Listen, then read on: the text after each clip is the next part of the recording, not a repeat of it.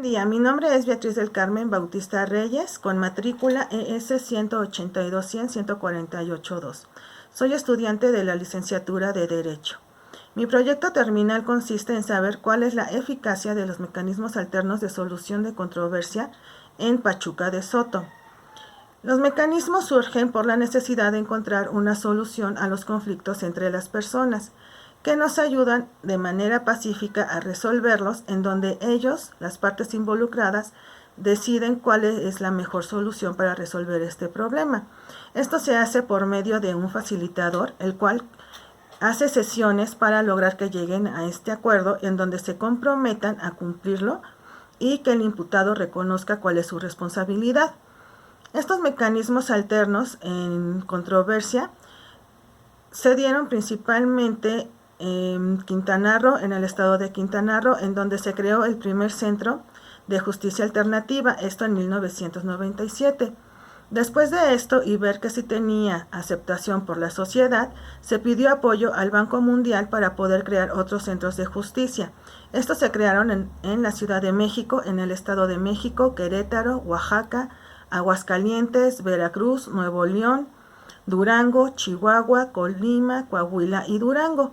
Al principio no había una ley en la que se pudieran apoyar, por lo que pedían apoyo al Poder Judicial para llevar a cabo estos mecanismos. Una vez que se hizo la reforma en el artículo 17, se menciona que los jueces federales deben tener conocimiento de estos mecanismos, y gracias a esto se logró hacer la Ley Nacional de Mecanismos de Solución Alterna en Controversia en Materia Penal. En el año 2016 se ingresaron 1.932.729 asuntos, de los cuales el 15% se derivaron a los centros de justicia, obteniendo buenos resultados.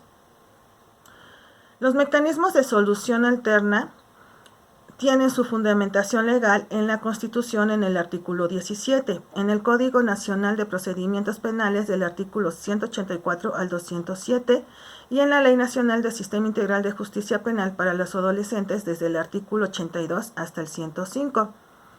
En el Código Nacional de Procedimientos Penales nos menciona cuáles son estos mecanismos a los que se tienen acceso y en qué consta cada uno. El primero es el de los acuerdos reparatorios, en donde se junta a la víctima con el imputado para que se pueda resarcir el daño de la víctima bajo las condiciones que se mencionan en el artículo 187 del Código Penal de Procedimientos Penales. El delito se debe de perseguir por querella, debe ser culposo o patrimonial y que no se haya ejercido violencia. El otro es la suspensión condicional. Este puede ser solicitado por el Ministerio Público o por el imputado, y que una vez que se cumple esta acción penal se extingue. Para poder acceder a este mecanismo podemos remitirnos al artículo 192 del Código Nacional de Procedimientos Penales, en donde nos menciona que el imputado no debe estar vinculado a prisión, y si está vinculado, este no debe exceder más de 5 años, que también debe de estar de acuerdo en que ya no va a tener un juicio oral, y que para poder tener acceso a este mecanismo debió haber pasado 2 años desde la última vez que haya realizado uno y que éste haya sido cumplido. El procedimiento abreviado es una forma de terminar el proceso antes de lo establecido. En el artículo 185 del Código Nacional de Procedimientos Penales lo podemos encontrar. En este, el juez dicta una sentencia, y para tener acceso, estos requisitos se mencionan en el artículo 201, igualmente del Código Nacional de Procedimientos Penales, en donde el imputado debe admitir su responsabilidad y también los alcances que tiene este mecanismo. Estos mecanismos no son exclusivos de las personas adultas, ya que también hay varios adolescentes que tienden a delinquir, por lo que el Centro de Justicia tiene que tener personal capacitado para poder llevar a cabo sesiones con estas personas. Debido a que por su edad no se les puede tratar como adulto, se les recomienda que se encuentre un personal del Ministerio Público, los tutores o algún representante del menor. En caso de que el menor no cuente con algún representante o tutor, entonces se le solicita al personal del DIF para que esté presente y se pueda llevar a cabo esta sesión y se vea que no se violenten los derechos del niño o del menor. En la Ley Nacional del Sistema Integral de Justicia Penal para Adolescentes se mencionan los principios que se deben de llevar a cabo con el adolescente para que no se violenten, como dije anteriormente, sus derechos. Esto lo podemos encontrar en el artículo 83, que cita lo siguiente: debe haber equidad en los procesos restaurativos. El trato será diferenciado entre la persona adolescente y la víctima, partiendo de la base de que una persona que causó daño debe resarcir a la otra. Sin embargo, el facilitador debe de asegurarse de que el acuerdo sea alcanzado y sea comprendido y percibido como justo por todas las partes. Honestidad del personal especializado en su aplicación. El facilitador valorará sus propias capacidades y limitaciones para conducir los mecanismos alternativos. Y el enfoque diferencial y especializado. Los facilitadores llevarán a cabo los ajustes pertinentes en consideración del mayor riesgo de exclusión de las personas intervinientes en los procesos previstos en esta ley a razón de su edad, género, etnia y condición de discapacidad.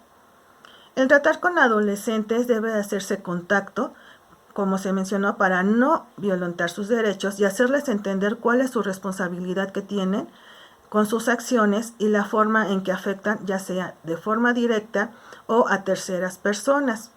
El facilitador, para poder tratar con adolescentes, debe de tomar ciertos cursos relacionados con ellos para llegar a un buen término y que éste no vuelva a delinquir. Con respecto a los acuerdos reparatorios, se pueden hacer en cualquier momento, esto es antes de que se empiece un juicio oral. No todos los delitos culposos ni dolosos tienen acceso a estos mecanismos. Se tiene que analizar la gravedad del mismo para poder derivarlos y que se pueda continuar. Las partes deben de llegar a un acuerdo reparatorio con el facilitador, por lo que el facilitador habla primero con la víctima, explicándole en qué consisten estos mecanismos, y posteriormente con el imputado, dándole la misma información. Una vez que están de acuerdo las dos partes, se hace otra sesión aparte o varias, igual de manera individual, con la víctima para que exprese qué fue lo que sintió al momento en que se cometió el delito en su contra y la forma en que quiere que se le repare el daño. Y el imputado, para que vea qué fue lo que hizo, se le pregunta qué fue lo que pasó o qué fue lo que lo motivó para delinquir y de qué forma quiere él, o de qué forma puede más bien el reparar este daño. Una vez que ya se habló con las dos partes, se puede decir a las dos partes que si quieren hablar de forma conjunta. ¿Qué quiere decir esto? Es que en una sesión conjunta se reúnen a las dos partes para que la víctima se sienta que el imputado o la persona agresora realmente esté arrepentido del delito que cometió y que el imputado esté consciente de cómo y cuánto afectó a la otra persona, ya sea de forma económica o de manera psicológica. Y con esto se puede lograr, el facilitador tiene que ver que se logre una paz y una buena relación entre ambas partes. Una vez que se llegó al acuerdo reparatorio, este se pasa al juez de control para que le dé el visto bueno. Si el juez de control considera que la reasserción del daño está correcta, entonces ya se tiene que llevar a su cumplimiento. Pero para esto tenemos en estos acuerdos diferentes estatus o diferentes características. Estas se definen en instantáneos, diferidos, incumplidos y en cumplimiento. El instantáneo es cuando el imputado dice que en ese momento hace la reparación del daño, ya sea económicamente o sentimentalmente, de acuerdo a lo que pida la víctima, y entonces ya en ese momento se acaba la acción penal, se llega a un término. El otro puede ser en diferidos. Los diferidos es cuando el imputado se compromete a pagar cierta cantidad en un plazo determinado y en cierta fecha hasta llegar a su término. Una vez que ya se cumple con este acuerdo o con este pago, entonces también ya se termina la acción penal y se tiene que avisar al juez de control que ya se cumplió con este acuerdo. Los incumplidos son aquellos en los que el imputado hace o un pago o de plano dice que sí va a hacer el pago o sí va a hacer la reparación del daño, pero no lo hace. Entonces, en este caso se toma como incumplido y se le dice a la víctima si quiere que haya otra sesión para ver por qué fue que el imputado no no cumplió con el pago o con la reparación del daño, y en caso de que diga que no, entonces ya se prosigue con el juicio, se le informa al juez y se sigue con el juicio. El otro es incumplimiento. Estos son en donde todavía no pasa la fecha límite para el término del pago y se sigue haciendo el cumplimiento. Ya hay veces que se solicita una prórroga porque hay veces que el imputado no puede hacer la reparación del daño en el tiempo que él estableció o que se estableció. Todos estos datos se ponen en una base para tener una constancia de cuáles son los delitos y en qué expediente y si se cumplió o no se cumplió el acuerdo reparatorio, para que cuando en caso de que el imputado vuelva a delinquir, se tenga un antecedente de si cumplió o no cumplió con estos acuerdos. Debido a esto y viendo que muchas veces el Ministerio Público no tiene la confianza de mandarlos a los centros de justicia porque como que no tienen muy bien establecido en qué consisten estos mecanismos, considero que se debe dar un curso a estas personas del Ministerio Público para que ellos vean y consideren cuáles son los casos que sí se pueden pasar al centro de justicia y se puedan llegar a resolver. Esto con la finalidad también de bajarles trabajo y de que se puedan resolver de manera rápida y sencilla, en donde las partes estén realmente de acuerdo para poder llegar a solucionar su conflicto. También se debe de ver sobre los adolescentes cómo hacerles entender que sus acciones afectan a otras personas. Creo, y en donde estoy ahorita haciendo mis prácticas profesionales, se está tratando de hacer que esto sea más sólido y también se están dando cursos para que tanto los facilitadores como el Ministerio Público entiendan la importancia de estos mecanismos.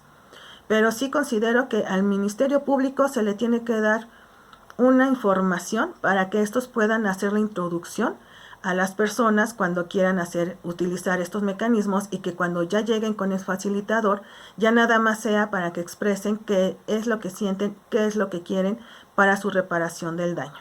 Eso es todo, agradezco mucho su atención. Buena tarde.